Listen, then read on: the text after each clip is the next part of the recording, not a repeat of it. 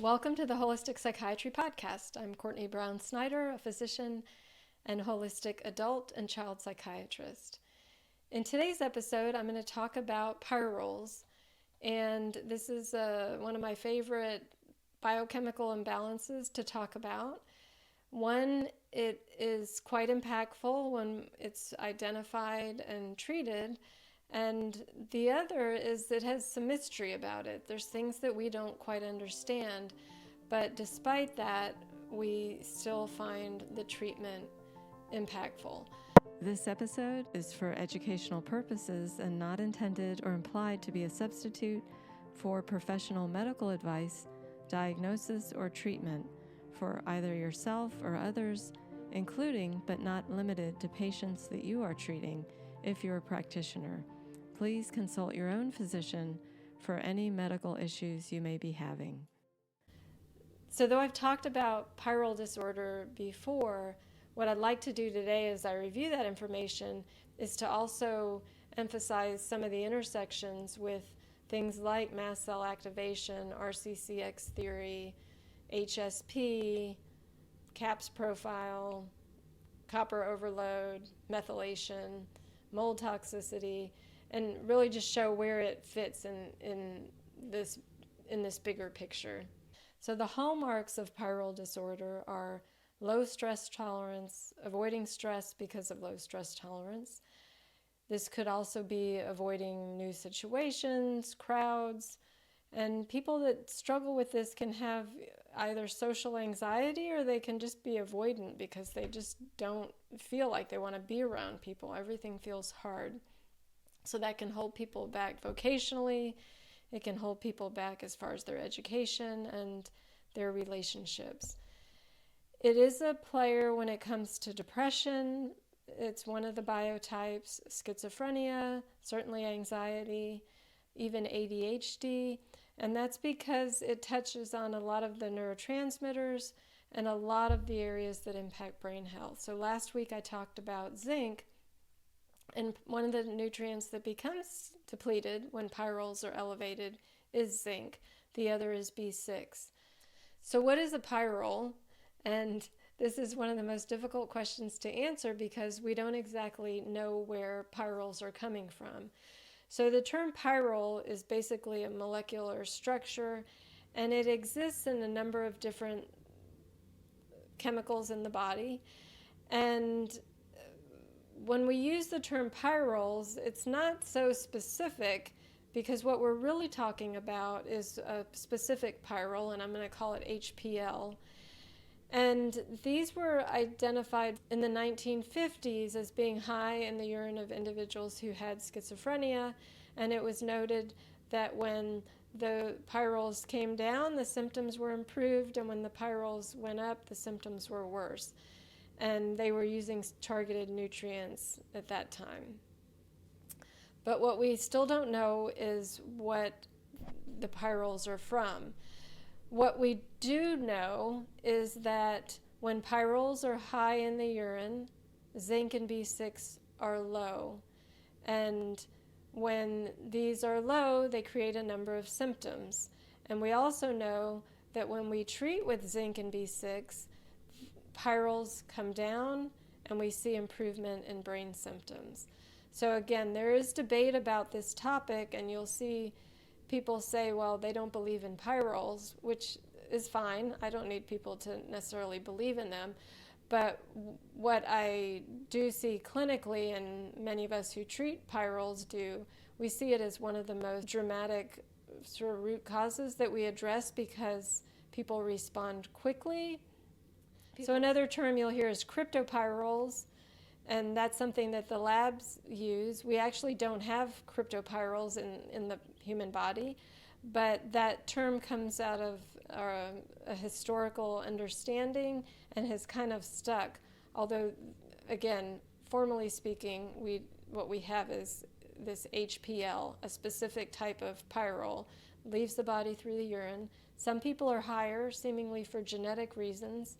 And so we think that might be related to particular variant or perhaps more than one genetic variant that's causing production of something that perhaps isn't useful, and that's being excreted in the urine.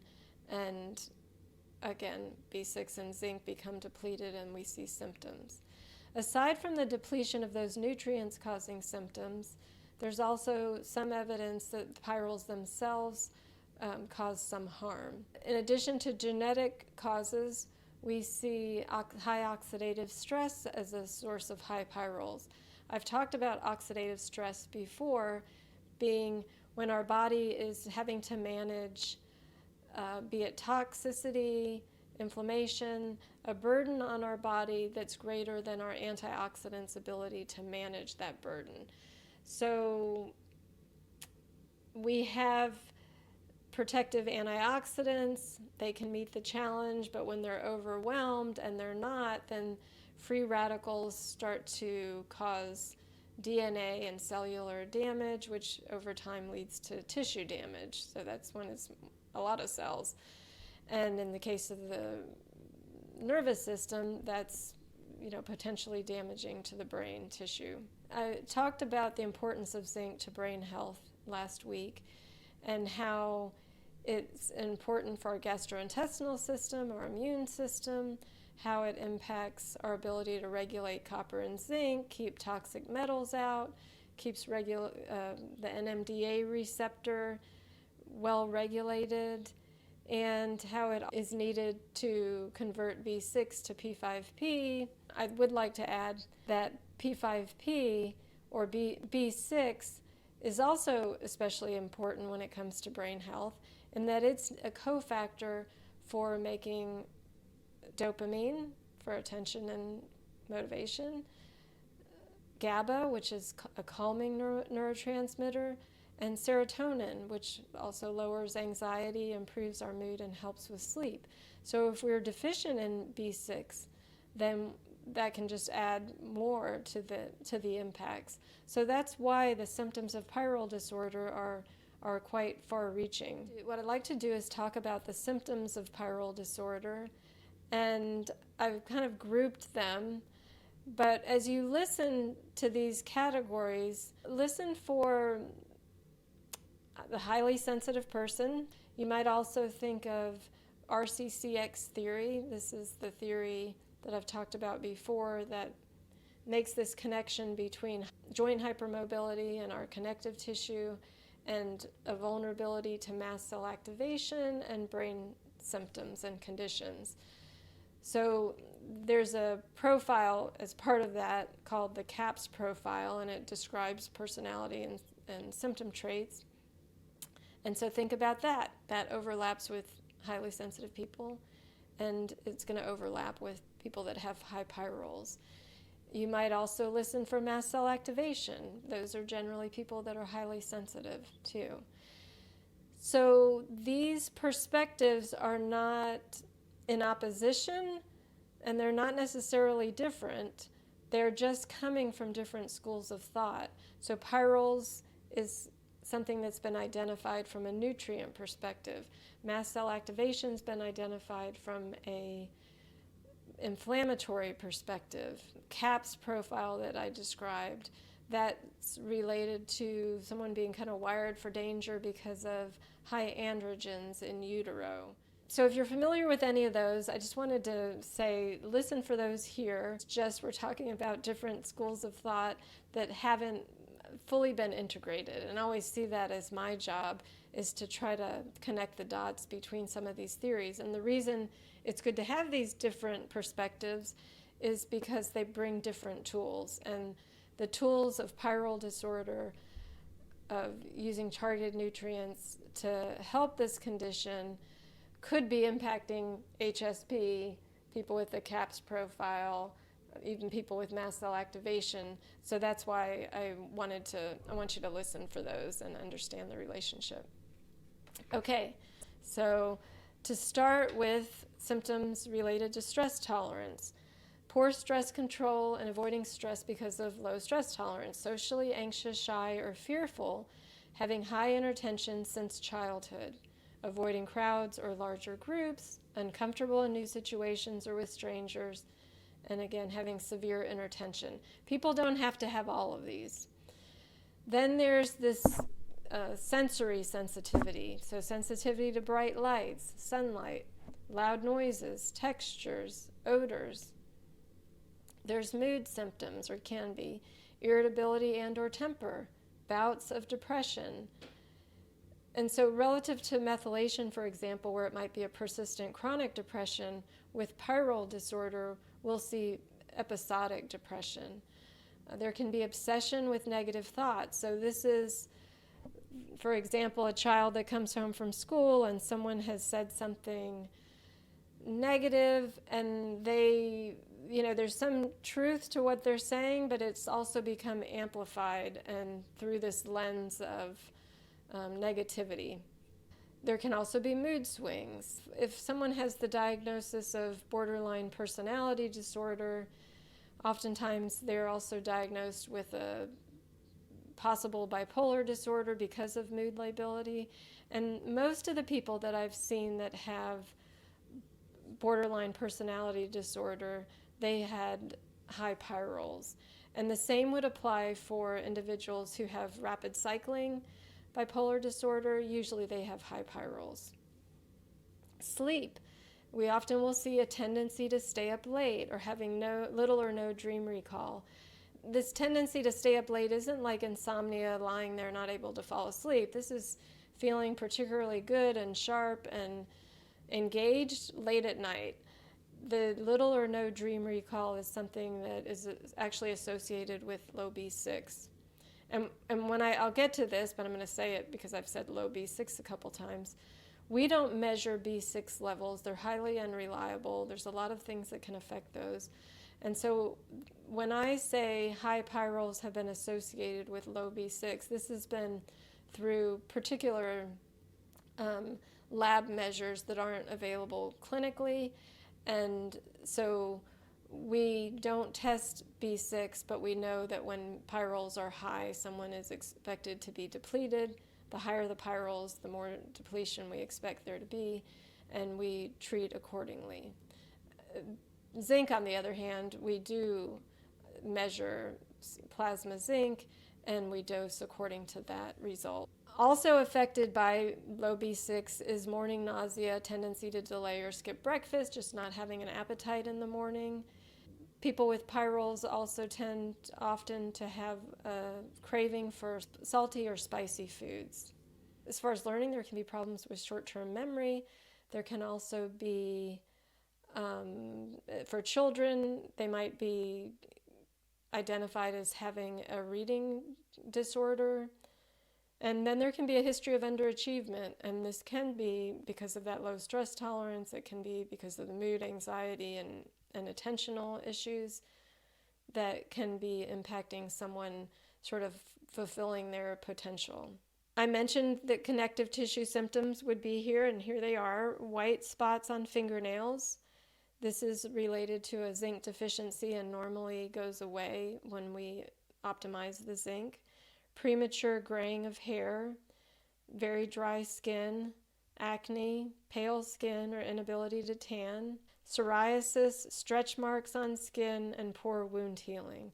So I mentioned last time that zinc's really important for our connective tissue. This could be the factor here, but it also may be that individuals who have high pyrroles are also dealing with connective tissue symptoms related to that RCCX theory. I can link to that. Hormonal symptoms can be delayed puberty or poor growth with a growth spurt coming after the age of 16. And then there can also be abnormal or absent periods. As far as body habitus, how someone carries their weight could be in their midsection. There can be poor muscle development. Pain symptoms can be joint pain, especially of the ankles, knees, or hips. And we might also see cluster or migraine headaches and a stitch in the side when they ran as a child. Illness can be frequent colds. And I mentioned last time how zinc is important in both keeping infections at bay, but also keeping our immune system from being overly reactive. So could be colds, infections, but also unexplained fever, chills, which might be a mast cell mediated thing going on there. Autoimmune disorders. In autoimmune disorders, there's more mast cell activation, and we will often see low zinc. We do urine pyrrole testing. I use the DHA lab, as do, I would say, most clinicians trained through the Walsh Research Institute. There are other labs that do pyrrole testing. However, many of us like DHA because they measure the specific gravity, the concentration of the urine, and then use that in calculating the pyrroles. Because someone could drink a lot of water and then someone else could be kind of dehydrated, and that's going to affect the measures. So they account for that when they provide the result. When I make the decision to treat somebody for pyrroles, I am looking at that lab result, but if someone has a preponderance of symptoms and that lab result is not elevated, I would still treat them. It does certainly help to know, because if someone has higher pyrroles, it affects the treatment rather than if someone is just mildly elevated. Because we're testing and treating this in the context of other nutrient imbalances like methylation imbalances or copper-zinc imbalances, we are usually not just treating pyrroles. But if we were just treating pyrroles, it would be optimizing zinc. I use P5P and not necessarily B6 very much. We just don't find people to tolerate that as well now. And I will use evening primrose oil if the pyrroles are especially high. And I'll use biotin. I would definitely use magnesium. Sometimes I'll use biotin. And antioxidants are part of most of the nutrient protocols, because people that have high pyrroles seemingly have high oxidative stress. I also talk to people about pacing and really being cognizant of the stress in their lives. So if you have a vulnerability to a pyrrole condition, then it could make sense, to not avoid stress, but to create a life where you're not overwhelmed, but that you're really meeting your natural tendencies. And when we treat pyrrole disorder, people's stress tolerance improves and they're able to do more. That's why it's so satisfying. It can be life-changing for many people. So I'd like to just quickly connect some more dots. I mentioned RCCX theory, so joint hypermobility, mast cell activation, and I mentioned low zinc and how that affects the immune and gastrointestinal system. If zinc's low, copper can be high. If P5P or B6 are low, then homocysteine can become high. And if homocysteine's high, that can cause a backup and affect methylation. Mold toxicity, metal toxicity, candida overgrowth, Lyme, Bartonella, these co-infections, things like this can cause pyrroles to go up, as can trauma. But even for people that have like a genetic vulnerability to pyrroles, a child with a growth spurt, their pyrroles may bump up. An illness, back to school, new job for an adult, these can cause pyrroles to go up. So we will use what's called stress dosing, and that's where we'll bump up the B6 and the zinc to accommodate for what we expect to be a depletion during those times, and that's very temporary. Normally, in addition to monitoring zinc levels, and as I mentioned last week, when I'm measuring zinc levels, I'm also monitoring copper and ceruloplasmin. I'm also monitoring pyrroles.